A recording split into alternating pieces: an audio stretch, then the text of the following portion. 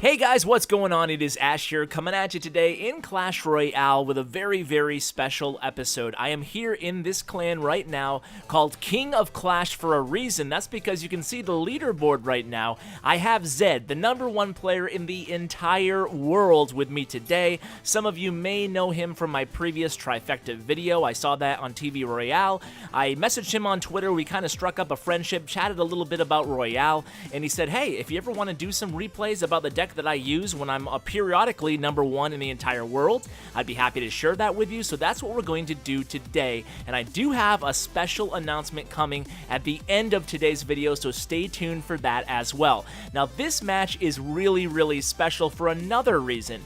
At the time of this match, Zed was #1 in the world, and the guy he's playing right here, I don't even know how to say his name, but that guy, the red guy, he is #2 in the world. We'll take a look at the standings, and we'll kind of take a look at Zed's deck as well. This is a minor deck, and I was able to sit down and ask Zed a bunch of questions about this deck. So if you guys want to try it out, I have a plethora of strategy tips for you guys to use to hopefully get the best bang for your buck if you do decide to give this deck a whirl. So today, with Zed's help, the top player in the world, we're going to go ahead and hopefully try to make you guys kind of refine and maybe hopefully improve your game using this type of a minor deck as well. Now this is Zed's go-to absolute favorite deck.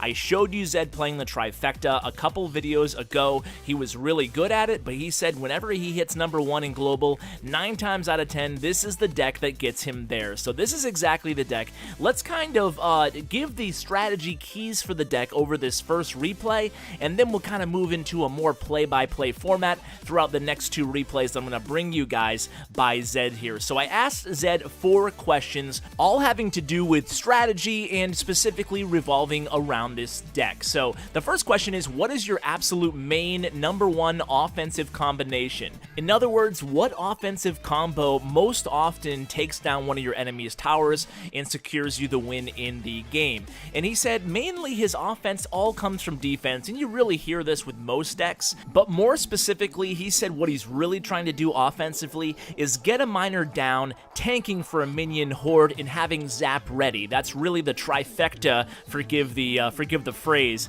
but it's really the trifecta that he's looking to pull off on these towers. So again, you can see here he's using the miner, doing a little bit of tanking for these guards here, and the guards might not look like much, but I'm sure we've all been there, that guards can definitely take down a tower, as you saw them do there. And again, using Minion Horde very smoothly defensively here. He has the mini P.E.K.K.A. and the minions on that giant, able to take down the #2 player in the game. Now, I know some of you guys are saying, hey, it's easy with max cards, but everybody has max cards at the global leaderboard. This guy, Zed, is consistently top 5 in the game. In fact, he's been #1 in the game for 3 days straight now. Granted, we're only, I think, a week or so into the season, so it's not the end of the season, but his high trophies are 52, right around 5,200, so that's really, really high. So Zed definitely knows what he's doing, especially with this, his favorite deck. So now let's kind of move on to the second question I asked Zed.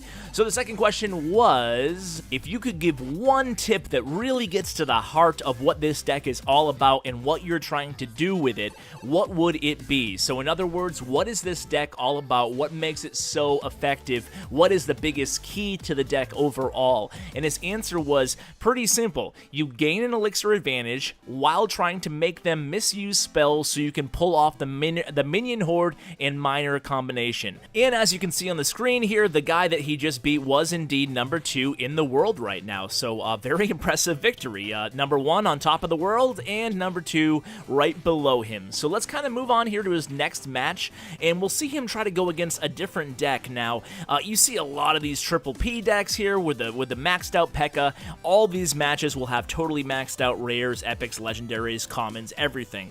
So you're really seeing the top of the top gameplay here. And again here, kind of waiting for the opponent to make the first move here, Zed is, by playing some guards in the back of the King Tower, hoping to combo them with something. He decides to combo them with the miner in the left lane there, kind of doing 2 things at once there. #1, getting a few hits on that tower. #2, seeing what his opponent would counter his miner with. It's always valuable early on to see what your opponent does to your miner, so you don't always have to go 100% all out against your opponent. Sometimes just poke and prod a little bit to start out the match, see what your cards your opponent has, see how they play them. So here you can see the free spell comboed with the P.E.K.K.A. He's going to get 2 hits on that that tower, and it's going to do a lot of damage with that max level 8 epic P.E.K.K.A. Now, this is the combo he's looking for here. He has the Minion Horde with the Miner, but unfortunately, the opponent just narrowly got the Wizard on the board there. So right off the bat here, in this match, Zed is in a little bit of a deficit, but he's going to come back in full force. Now, remember what he's trying to do here is two basic things, right? Number one is establish and maintain the elixir advantage, so you can tell right now he's trying to get this pump on the board.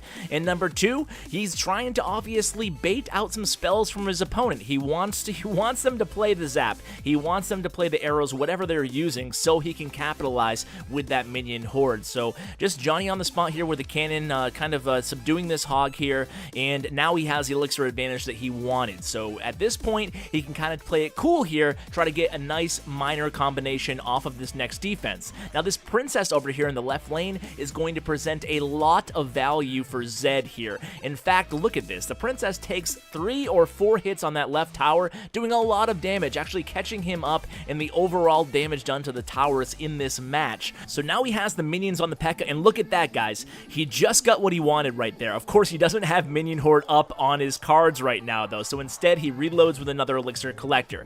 He baited the arrows out, but he didn't have the minions ready, so he wants to bait those arrows out again and then try to capitalize. But you can see, now that he's established this elixir advantage, he's continuing just to poke and prod on that left tower using the Miner solo with the Princess. In the meantime, he's able to establish that nice defensive buffer with the elixir advantage, which has allowed him to really concentrate defensively on the right there and continually just jabbing away with the Princess and the Miner on the left. Now let me get to the other two questions that I asked Zed. I kind of got sidetracked there. So I asked him one of my favorite questions, and that is, what is the most common mistake you see players using when using this deck?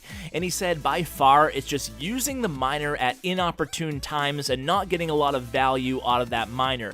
So basically, if you know your opponent has an elixir pump in their deck, you definitely want to save your Miner so you can target that elixir pump, or at least combo the Miner with a bunch of troops going from that defense to that offensive surge. If you know your opponent has an elixir collector and you're using your Miner by himself just to kind of jab at a tower, that's a big waste of your Miner, and you won't be able to cycle fast enough to get to the opponent's elixir collector, thereby giving them the elixir advantage. The other mistake he said he sees people make a lot with these Miner decks, especially if they're trying to combo them with the Minion Horde, is he sees people playing the Minion Horde at the wrong time. You can't play the Minion Horde when you know your opponent can take it down for a positive elixir trade. Now, of course, it's going to happen from time to time, and it's going to happen early on in matches before you've scouted out your opponent's entire deck, but you have to know that the Minion Horde is one of your most powerful weapons, and always know where your opponent's cycle is in terms of direct damage spells that can counter your Horde. So those are the two biggest mistakes he sees people making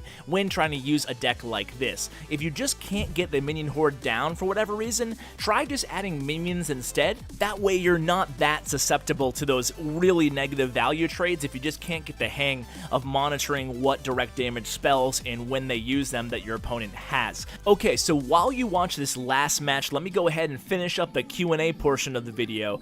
And the last question I asked him, another question I like asking top players, because I do find that a lot of decks have a little bit of a different strategy feel, whether it's the first 2 minutes or the last minute of the match. Now, Zed said this deck is not one of those decks necessarily. There's only one change that Zed is doing in the final minute versus the first 2 minutes of the match, and that is placing the Princess on the bridge, being very aggressive with the Princess during the final minute. And that really applies to any deck using the Princess. I mean, think about it. When you see top players play, they never open the match with the Princess on the bridge. They always open the match with if they're going to play the Princess, they open the match with the Princess behind the King Tower. And that's what you want to do during the first 2 minutes. During the last minute, you can be aggressive and start chipping away at the tower that already has low damage. Try to take it down when the opponent is trying to focus on getting your tower down, especially if it's a tie game. Now, most of these matches are a 1-0 victory here for Zed. Obviously, he's playing a Miner deck. It's not one of these huge power decks, unlike the decks that he's going against here. The decks that are absolutely dominating the top 200, top 100 are a lot of these P.E.K.K.A decks, a lot of Prince decks, and Zed is just getting by very, very well with just this classic Miner deck. That's his bread and butter, and you can kind of see throughout this episode why he's so good with it. He picks his spots. You can see he placed the Princess on the bridge there, able to get a lot of damage onto that left tower. He was ready with a zap spell for the Goblin Barrel. Interesting deck that he's going going against right here, by the way. You might want to give that one a try too. It looks kind of cool, very defensively minded. It seems like it could be a good tournament deck as well, kind of similar to Oleg's deck. But I did say, guys, that I have an announcement for you guys at the end of this episode, and we are nearing the conclusion.